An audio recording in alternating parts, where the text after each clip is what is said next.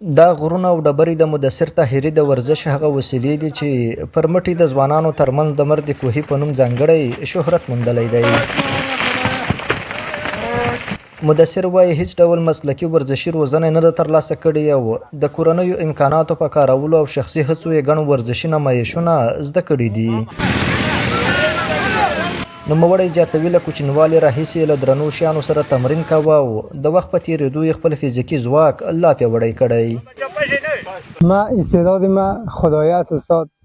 این چند جای وزنه بسیار بالا را برداشتم، دیدم که قوتم ضعیف است. بعد از اون شروع کردم در ورزش کردن و وزن برداری. این حرکت ها را دیدین، این قطر تمام را از هیچ خود کردیم دیگه. هغه زیاتوي چې په یو ځل د 150 نه تر 200 کیلوګرامه د وزن پورته کولو وړتیا لري او هیله لري چې د اړوندو ادارو له لوري ورته لازم ملاتړ برابر شي څو وکولی شي خپلې وړتیاوې په مسلکي کچه وازمایي. خواست ما از حکومت از جوانان همی است که حمایت کنند، ما را تشویق کنند. از خواست ما از حکومتی است که ما را وسایط و بعضی گپا دیگه را بیتن همکاری کنن که پیش بریم. د مدثر کلیوال باور لري که د داسې ځوانانو ملاتړ وشي نه یوازې به د هغه شخصي وړتیاوې وده وکړي بلکې په ټولنه کې به د ورزش فرهنګ هم پیاوړی شي.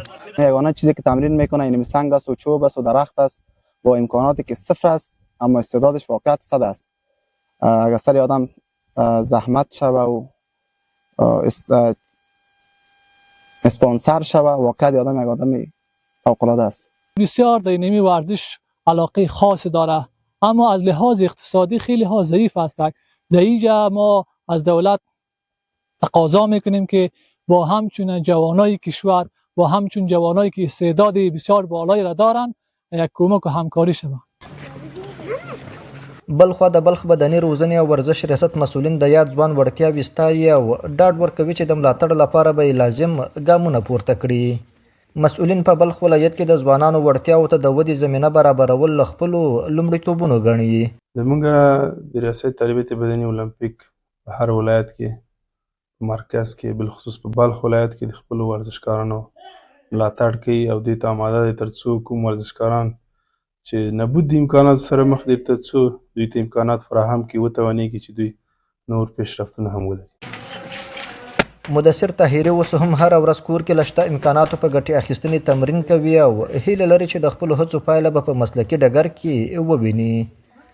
امان الله عادل، حریت راډیو، مزار شریف.